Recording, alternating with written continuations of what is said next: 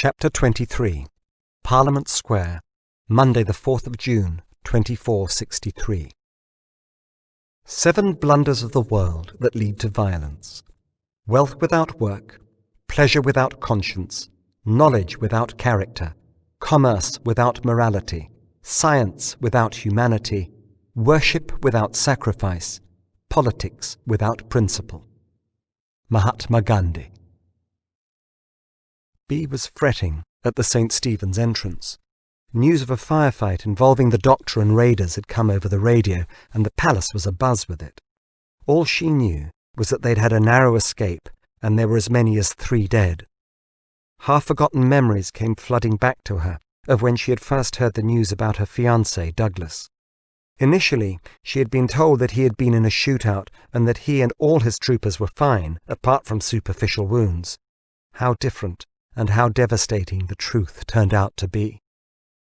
In a minute or two, the discordant rhythms of the guards singing a bawdy shanty were heard before their horses emerged out of the trees into the square.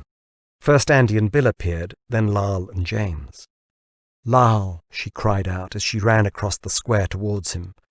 He dismounted to greet her, and she threw her arms around him. "Are you okay?" Half-smothered words flooded out as she buried her face into his chest. "Yes, fine, just about. Thanks to Andy and Bill, they truly saved our skins. Very brave, both of them." Unclasping her gently, he held out his hands and said, "As you can see, I'm pretty filthy. Now we don't want you getting dirt all over your clean clothes." She looked down at his trousers and gave a nervous laugh. "Oh, look at you. What have you been doing?" His face crinkled into a smile, yet she could see that behind it he was shaken.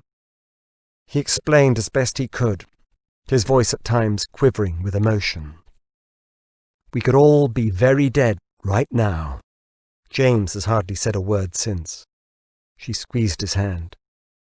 "Oh, you don't know how relieved I am you're safe." She nestled her head against his shoulder. "You must be thirsty. Can I get you something to drink?" "Yes, I'd love something, please.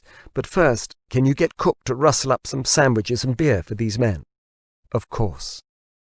It was then she noticed the bodies of the looters slung over the saddles of 3 horses. 2 guards sauntered over, and without any ceremony tipped the corpses onto the ground, each crumpling into the dust, a tangle of arms and legs. She gasped and clutched Lal when she realized that one was headless. "Blew his own head off," he said, adding, "By the way, that could easily have been me." One of the guards then opened a sack, and lifting out the severed head, lobbed it between the dead man's legs to the jeers of his companions. "Oh my God," she shuddered, turning away. "They'll cremate them before they go back to their billets. Also, the one with a hole in his head was at the party on Saturday. Do you remember him?" Tenderly, he led her by the arm and showed her the body. "Yes, he was there." She shuddered, gripping him tightly. "I presumed he was one of Andy's divers." Lal agreed.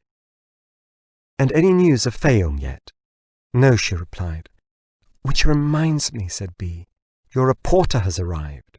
"Reporter?" "The journalist, the woman from the foundation." "Oh, God, no," he groaned. "Perfect timing. Where is she?"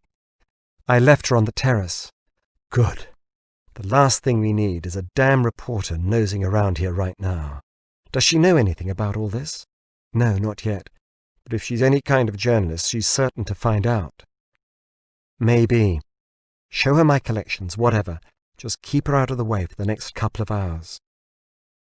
He smiled and was about to go over to Andy when he heard a voice say, "Dr. Lal?" He turned and saw an elfin female with a mass of untidy reddish hair. For a moment or two he stood speechless. "Dr. Lal?" she asked again, this time sharper, the slightest frown crossing her face. "Yes, that's me." "I'm Maria Pallinson." To his surprise, she held out her hand. "Pleased to meet you at last." At this point, B interrupted. I'm sorry," she stammered.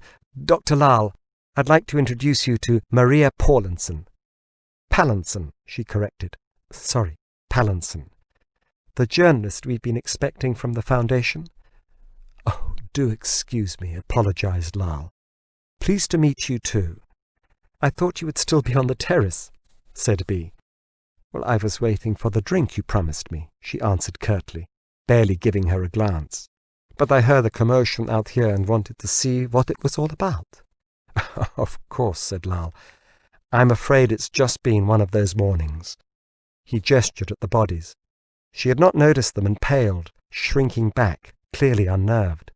"Oh, I'm sorry," he said. "I should have prepared you." No, it's all right." She locked on his face so as not to look at the corpses again. "What happened?" "Our guards shot them." She could not be called beautiful.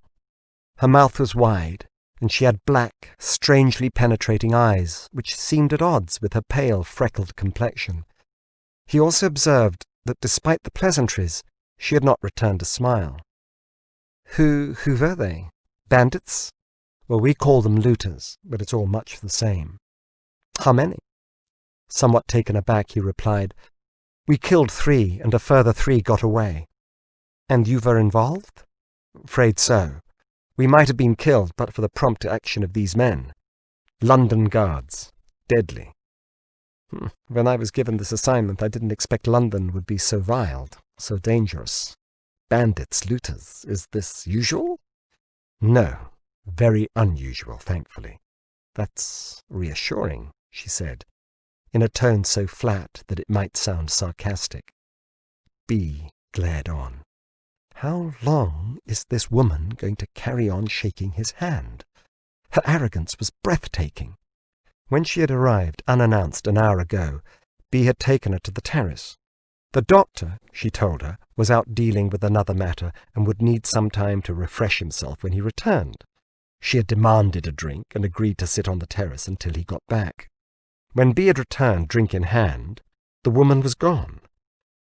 "Miss Pallinson, why don't we go to the library and wait for the doctor there?" she said as pleasantly as she could. "What did you say?"